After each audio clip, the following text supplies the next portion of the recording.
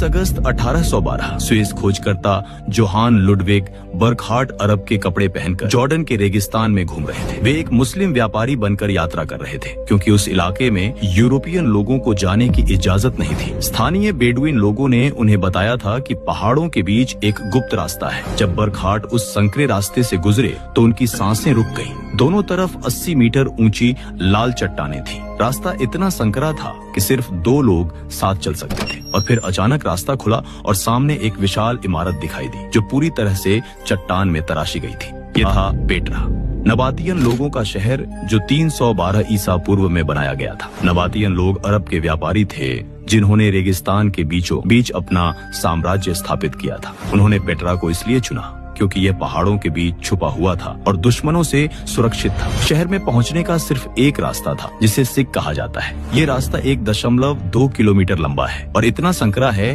कि अगर दुश्मन हमला करे तो कुछ सैनिक ही पूरी सेना को रोक सकते थे। पेट्रा का सबसे मशहूर स्मारक है अल खजने यानी खजाना। ये 40 मीटर ऊंची और 25 मीटर चौड़ी इमारत पूरी तरह से गुलाबी चट्टान में तराशी गई है। इसे बनाने में एक भी ईंट या पत्थर का इस्तेमाल नहीं हुआ। मूर्तिकारों ने सीधे चट्टान को काटकर ये कलाकृति बनाई। सूरज की रोशनी में यह गुलाबी, लाल और नारंगी रंग में चमकता है। इसीलिए पेट्रा को गुलाबी शहर कहा जाता है। स्थानीय बेडुइन लोगों का मानना था कि इस इमारत में फिरौन का खजाना छुपा हुआ है, इसीलिए इसका नाम खजाना पड़ा। लेकिन पेट्रा सिर्फ एक इमारत नहीं, पूरा शहर चट्टानों में तराशा गया है। यहाँ 800 से ज्यादा स्मारक हैं, मकबरे हैं, मंदिर हैं, एक विशाल थिएटर है जिसमें 3000 लोग बैठ सकते थे, रोमन स्टाइल के स्तंभ हैं और सबसे हैरान करने वाली बात है पानी की व्यवस्था। नबातियन लोगों ने रेगिस्तान में पानी के प्रबंधन का ऐसा सिस्टम बनाया था जो आज के इंजीनियरों को भी हैरत में डाल देता है। उन्होंने चट्टानों में नालियां बनाई, पाइप बिछाए, टंकियां बनाई।